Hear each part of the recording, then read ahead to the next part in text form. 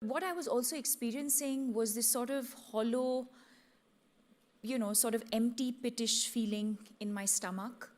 I would break into a sweat every now and then. I would just suddenly get into these sort of panic phases where I just felt like, I needed to just get out and, gasp for breath.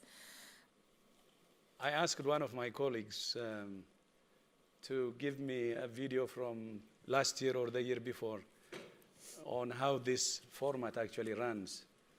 And then my colleague sent me a same session between Farid Zakaria and Anna Goodall. I hope you know both. And then I said, my gosh, I think I cannot be Farid Zakaria. I'm not a journalist, but not only I'm not a journalist, but he's a great journalist. But I also appreciated that I would be doing this because this is a rare opportunity, as I said, to meet Deepika and to ask her on many issues. Maybe she doesn't know, but I will tell her today. Our lives almost crossed somewhere else more than 20-something years ago. She was born in Denmark, but she left Denmark 1 year. Yes. When you were 1 year old. And then I was trained on epidemiology in Denmark in 1988. Oh! So same place. And then I was really surprised. So who brought us together? Denmark is one and now. But this is, as I said earlier, great opportunity for me because as WHO, we really admire what you're doing. Thank you. You're an actress, you're a film producer, but more importantly for us, a mental health advocate and a successful one. And you have done a lot. And I was saying to your colleagues, Triple L Foundation, the Live, Love, and Laugh. Yes. As you know, the very definition of health is a state of complete mental, physical, and social well-being. It's not merely an absence of disease or infirmity. Yeah. But as you also know, mental health is the most neglected. And people with mental health face severe human rights violations, stigma, and discrimination. But not only that, around 80% of them, people with mental health conditions, do not have access to mental health care they need. So the problem is really, really serious. And for someone like Deepika to really take on this big cause is, for WHO, such a great opportunity, and for me today, a great opportunity too. People like you, like Deepika, will really change the tide. And I hope this moment will also increase the awareness, improve the awareness, and help people think about the enormous problem we're facing, especially with mental health, and decide to join your movement. So, having said this and congratulating you for all your achievements and expressing my respect, for people maybe who may not be familiar with what you're doing, a very strong advocate of mental health, but what triggered that? Why? Thank you for that lovely introduction, and good afternoon, everybody. Mental illness crept up on me when I least expected it. I think most often, or at least in my case, it comes with absolutely no warning signs. And I was going through a phase that, the perception and the general understanding was that I was at a professional high. I'd had successful, consecutive hits professionally at the movies. I was in an amazing relationship. My parents and my sister have always been, extremely supportive of everything that I've done in my life. And so everything that we think should be okay in our life was going more than okay. It was absolutely perfect. And I remember waking up just one morning, leading an absolutely normal, or what I thought was normal. It started with, I fell, I fainted. There was a complete blackout, I fainted, I hit my head. And I used to live alone at this time, and luckily the house help had arrived. And she saw me lying on the floor and, sort of revived me. And then, I gained consciousness. I sort of slept through the day, got an appointment with a general practitioner, went and saw him. He said, oh, it's nothing. It's probably just exhaustion, or your BP just fluctuated. And that was it. That was sort of the physical symptom. But what I was also experiencing was this sort of hollow, sort of empty, pitish feeling in my stomach. I would break into a sweat every now and then. I would just suddenly get into these sort of panic phases where I just felt like, I needed to just get out and, gasp for breath. And I would just cry, like out of nowhere. I would just break down and cry no one really had to say anything to me, or I didn't necessarily have to be in a specific place. I would just, I could be in this room and suddenly just feel like I need to cry and express myself. And then there were days when I just didn't want to get out from bed. I would just want to sleep and not wake up. Because to me, sleep felt like my escape, and I felt like I didn't have to deal with the reality of what I was experiencing. I didn't want to eat. I didn't want to interact with anybody. I didn't want to, I didn't want to go to work. I had lost, motivation with absolutely everything. And fortunately, my mother happened to be there a couple of months into this. My parents live in a different city, and they had come to visit. And I was sitting in their room, and they were packing up and ready to leave. And I had one of those moments where I was just watching her pack, and I suddenly I broke down. And she looked at me and she said, what happened? Is everything okay? And I said, yes, everything was okay, but clearly everything was not okay. And, she asked me the routine questions about, is it my relationship? Is it something at work? And I just kept saying no, and I didn't know what was that one thing. I couldn't point my finger at it. And she immediately looked at me and said, Deepika, I think you need professional help. And that's when we called Anna Chandy, who, at the point was a family friend, but also a trained psychologist. But at that point, we felt like we wanted to share this with somebody who we could trust, someone who was not going to, we were concerned about what the media was going to say, and we didn't want to be seen outside a psychiatric clinic. So everything was hush-hush. I remember calling up Anna. She was in the middle of a personal crisis. She was traveling. And I called her, and literally, she asked me 2 questions, and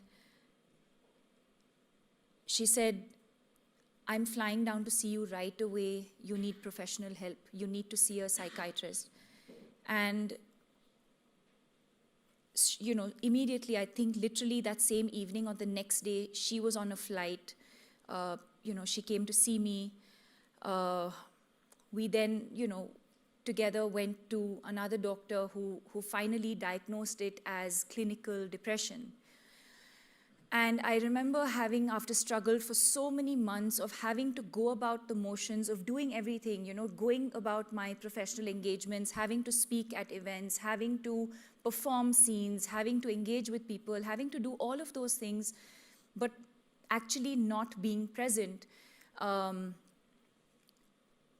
remember feeling a sense of relief that, wow, at least now we know what this is that I was experiencing, because I think that the toughest part in the journey for me was not understanding what I was feeling, or not understanding what I was experiencing, not being able to explain to people what it is that I'm feeling. So if people would say, hey, how have you been? And I would have to lie and say, I've been great, I'm fine. When actually I was not feeling okay, because I didn't have the strength and I didn't have the words to explain to somebody what I was experiencing. And so just the diagnosis in itself, to me, felt like a massive relief. At least now we knew what this was.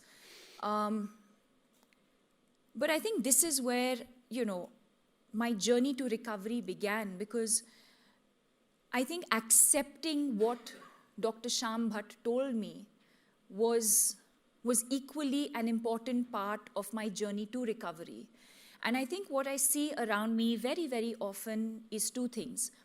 For example, when my mother said, I think you need help, I could have easily rejected that and said, no, Mom, that's crazy. This doesn't make any sense. I'm not seeking professional help, A. B, the other situation could have been my mother could have completely discouraged me from seeking professional help. So I think the two things that we managed to achieve here as a family is, one, the fact that somebody close to me within my family recognized the signs and symptoms, one. Two, encouraged me to seek help. Three, that I was open to the idea of seeking help. And I accepted the fact that, okay, if our body is sort of susceptible to illness, so can the mind. And, and I think that's when I understood the importance of the mind and the body. And understanding that in the same way that we take care of our physical health, it's equally important for us to take care of our emotional health, our mental health. And then, of course, that's how my journey to recovery began. It is during that time, I realized that there was a lot of stigma, there was a lot of hush-hush, there was a lot of not wanting to share with too many people what I was experiencing. And I think all of those experiences made me reflect on why we was behaving, including myself, why we were behaving a certain way. Why was I not telling somebody that, I'm not feeling okay emotionally? Why is it that I was seeking professional help in, privately? Why was I not confident enough to do this publicly and with people spotting me? That's okay. And it was all of those experiences that made me think and reflect and say, one second, I took a step back and I said, why have we gone about this way? And I think that's when I realized the stigma and the lack of awareness that's associated with mental health and mental illness.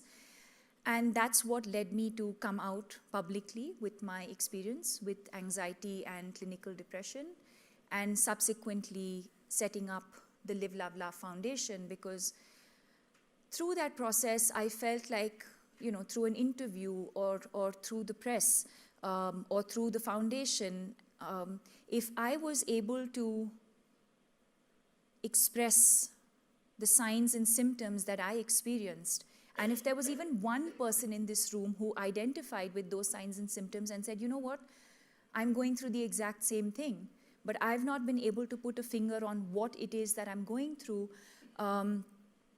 I wanted to make that journey that I had been through of the unknown, of not understanding what I was going through. I wanted to help somebody who's probably in that same situation, not understanding what they're going through, and probably help them understand their signs and symptoms. And that was sort of the intention of going public with the illness, and then also subsequently setting up the Live, Love, Laugh Foundation. Thank you. I mean, that is so moving. And one of the souls actually who saved herself. I think from your story, many young people can learn. We're losing a lot, 800,000 a year. And this is one of the largest killers of young people. Yes. It's serious, and that's why. So what would be your advice to young people? What they should do for themselves and what they should do to help others?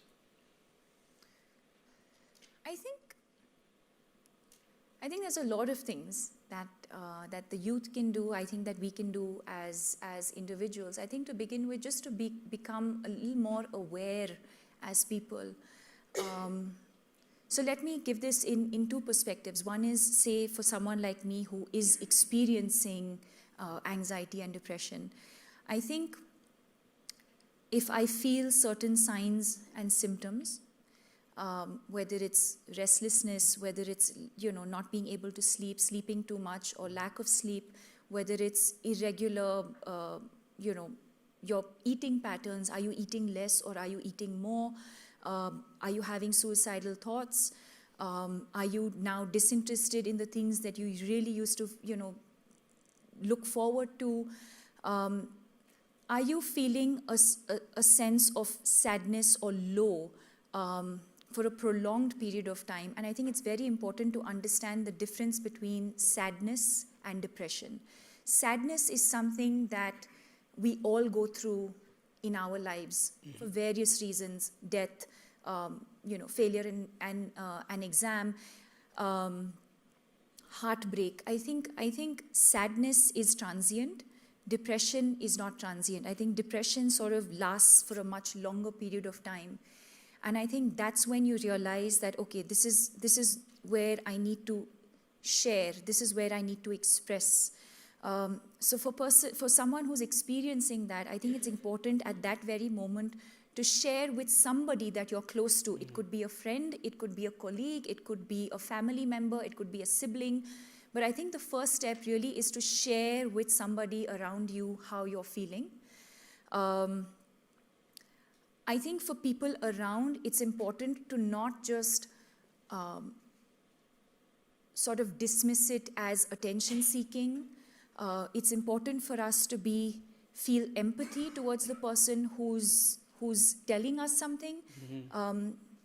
I think we all have now a habit of asking each other how we're doing without really listening to whether we actually, if I ask you how you're doing, am I actually interested in how you're doing? And would you be vulnerable enough to share with me how you're doing? So I think all of those things, I think in the way that we engage with people on a daily basis, sharing with each other, understanding from each other, I think, and then of course seeking help. So it's important for caregivers to encourage those feeling certain signs and symptoms to seek professional help. There is a lot of stigma, especially in our country, especially in India. There is a lot of stigma with regards to seeking professional help. Parents do not want to take their children to counselors or to psychiatric treatment because they're concerned about what other family members will think. They're concerned about what society will think. And I think I've come across situations where there are people experiencing mental illness who want to seek help, but somewhere the family is not willing to allow them to do that. And sometimes it's the other way around, where the parents want their children to seek professional help and the child is resistant to that. In my personal experience, I think acceptance of medication, I think for me, it was a combination. Again, I'm not someone who can, prescribe and say, yes, you should take medication, but I will say that in my personal experience, it was a combination of taking medication as well as lifestyle changes that have led to where I am today. but it is also a constant taking care of myself. It is an illness that can come back. So I have to take care of myself on a daily basis. The amount I sleep, what I eat, exercise, mindfulness, all of those things are things that I still have to do on a regular basis to ensure that I don't go back into that dark world and dark space again. Yeah, thank you. I mean, from what you said, you triggered something actually from your programs. They say more than just sad. Yes, And then you're not alone. yes, It's not just the campaign taglines, yes. but just wanted to know what do you mean by that? For me, the message is so heavy. But I wanted to hear from you because you started it. So more than just sad is in the same way that I explained that I think us trying to, as a foundation, explain the difference between sadness and depression.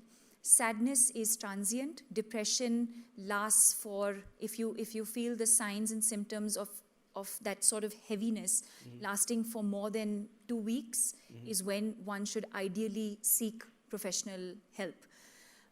So that is, I think it's important for us to understand the difference between sadness and depression. You Are Not Alone is our campaign, but also something that I really, really believe in, and that's one of the things that organically came out the very first time I spoke about mental illness. I wanted every person experiencing mental illness to know that they are not alone. Because what happens is you always feel like you're fighting that battle alone. Because unlike other illnesses, unlike a lot of other illnesses, there are no obvious physical signs or symptoms. It's all in your mind most of the time. And so if I met someone who's sitting here experiencing depression, I most probably, unless I'm a professional, will not be able to tell in this room who is experiencing depression. And you sort of end up feeling like you put a lot of pressure on yourself and you feel like you're the only one going through this. It comes with a lot of guilt. You start feeling like you're the only one experiencing this. You start feeling like, why is this happening to me? When the reality actually is that, and the statistics vary, 1 in 3, 1 in 4, 1 in 5 people experience depression once in their lifetime. So You Are Not Alone is to reach out to people, to reach out to the youth, to reach out to adolescents and tell them that they are not alone in this journey. But if there's one message that I really want to drive home is that there is hope. If there's one thing that sort of drove me every morning to wake up and fight the illness, is that I saw hope. I felt like, there were days that I wanted to give up, but I think somewhere it was hope every day that would push me to the next day. And I kept saying, okay, this is going to pass, this is going to pass. So, yeah. So why not, because of that, we ask one question. Either yourself, if you have experienced it, any mental health condition, a family, very close, or extended family, or friend, anyone who knows, starting from ourselves. Can you stand up? Wow. Anyone you know. Could be yourself, it could be a family, or it could be a friend. May take time to remember sometimes. But it's more than 50% of the house, actually majority. That's the magnitude of the problem. And I think to her argument, it makes And sorry, I more didn't sense. stand up for myself. I stood up also for knowing people who... Yeah. So both of us stood. Nobody is immune. Nobody. We will know somebody close. And that's why with mental health conditions, nobody should be alone. Because we all experienced it, or we know someone close who experienced it. And that's why I say that it's heavy. What you're saying is, it really makes sense, but something that I also wanted to understand from you. Then maybe some issues about, if you can share with us about your foundation also. And not only the 2 campaigns, but I know you do more than that, Yes. including training of. So can you tell Yes. us maybe about? So we set up the Live, Laugh, Laugh Foundation in 2015. We actually started by setting up a comprehensive website, which actually had all the information on what is anxiety, what is stress, what is anxiety, and what is depression. I'd say 2 of the key features that we have, that we set out to achieve was a sort of database of professionals in the field of mental health, and that is something our country didn't have. So we actually spent months vetting and making a comprehensive database in terms of the professionals that are available in various cities. So anyone experiencing any sort of distress could go onto the website and seek, look at the names or the kind of people and seek help. We also have tie-ups with various helplines. So a lot of people would go on to the helpline and speak to different people from the helpline and seek help. And then, of course, the information on the website itself. The reason I mention this is because this is not something that was available before we set this up.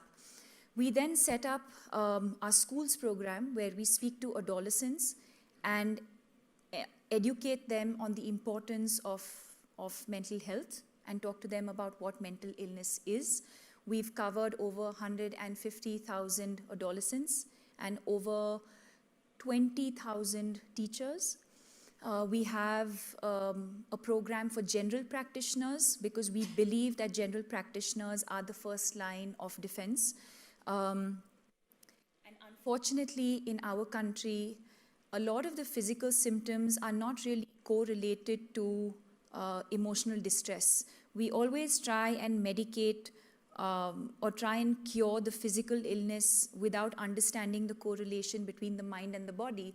So a sensitization program for general practitioners with regards to mental illness. We also do programs in rural India where we enable, I think there are certain organizations in rural India that have been doing some phenomenal work. And I'd like to believe that the Live, Laugh, Laugh Foundation, apart from funding, has also enabled for a lot more work to be done. We've recently started research. And we also do,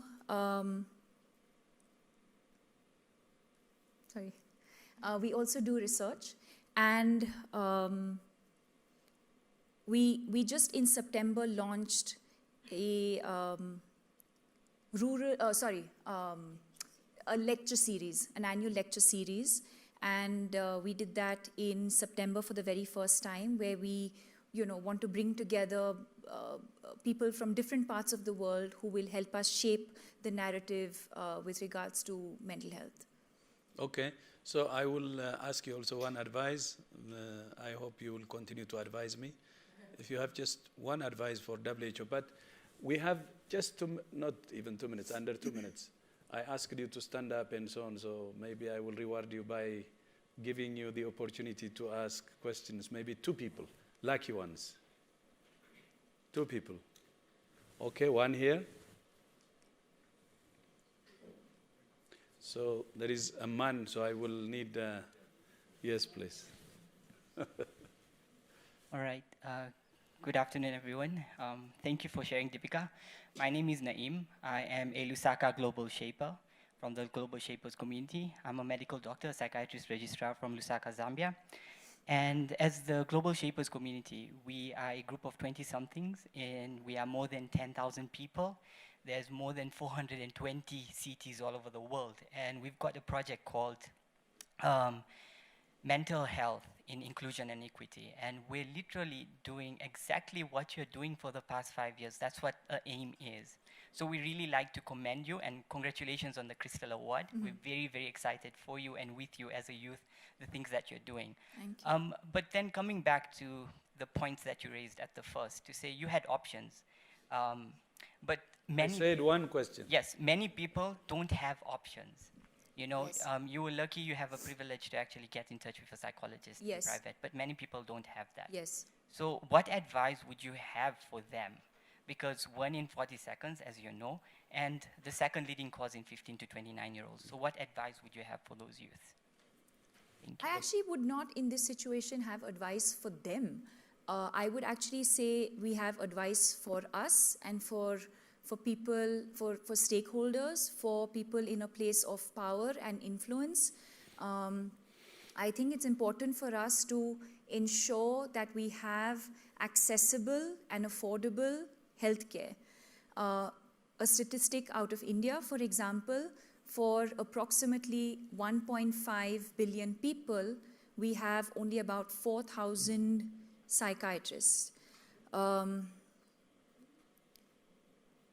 That's something that we as a nation have to look at. That's and that's a statistic out of India. Less than, and on the higher side, less than 1% of a nation's health budget will be allocated to mental health. Less than, and 1% is really on the higher side. So these are things that we have to look at. Yes, I do consider myself extremely lucky in this situation. Extremely lucky at so many levels. A, that I had my mother and someone so close to me who identified and recognized it. And the fact that it was so accessible and affordable. And I think it's important for all of us in this room to make that possible. And that's why I brought it up yesterday during the speech as well. Okay, please. Just brief. Very quickly. People are nodding from. He gets a long one. Okay. But I'll keep it very brief. Congratulations once again for having recognized the urgency and the importance of mental health. I have a question quickly that, the good thing that happened is that you were not in denial and you did reach out for that help. I know someone, and especially this is a case with men I've found, I know 2 men, that they have it, people are pointing it out, but they will not go for help because they see this as a huge defeat and in some way being very unmanly, and so won't go for help. So what do you do with that? Mm-hmm. How do you persuade? What do you do? Oh gosh, I don't know if I'm equipped to answer that question. If there are any psychologists, psychiatrists in the room, they're probably the right people to answer that question. Anna, do you want to answer that question? But before she answers, I think as humanity, I think it's important for us to express ourselves. I think globally, and especially in India, men are taught to not express themselves. Men don't cry. Men don't express. And I think, those are the fundamental things that we need to change. But of course, things like that will, it's so sort of entrenched in our, in the way that we're brought up, that it's going to take generations for us to be able to change that. But at a more sort of urgent basis, I think I'll allow maybe Anna to quickly answer that question. Anna? Yeah, I think it's a process. And the process has to be also culturally sensitive, because there are different attitudes and prejudices for the stigma associated with mental illness. So very often as therapists, we engage with them continuously, because one of the most important things to remember, sometimes the person who's suffering lacks an awareness as to what is happening. So it's a process. Okay, thank you. So there is that one question from me. Which one? What advice for WHO? What advice for WHO? I would actually flip that on its head and say, what advice does the WHO have for the Live, Love, Laugh Foundation? And what more can we do together Yeah, to address this gentleman's question over here? I will use this You opportunity can help us with actually. some funding, maybe. You, you have passed all my questions colorfully. So the next will be recruiting you, meaning to work with your foundation very closely. You're making a difference, and in a very important area. You're fighting stigma, and that's the most important one. There is stigma in the community, even in the family, by the way. And there is even stigma more worse than in the health system itself, the health services. Yes. And we have to fight stigma everywhere. And that needs all of us. It should be everybody's business. That's why WHO now puts mental health as a flagship initiative. Yes. And we need everybody. But yours, who have already done a lot, I think would be a great opportunity for WHO to partner with you. Thank you. I just had one thank you very last comment to make. I feel like if mental health can be included in our sustainable development goals, not just health, but mental health as well. And I would like to assure you that starting from the Secretary General, the whole UN system is committed to this. And when you meet him one day, you will see. So the Sustainable Development Goals, of course, belongs to countries, and we see a growing commitment, but not enough. So together, we hope to make a difference. Namaste. Namaste. Thank you.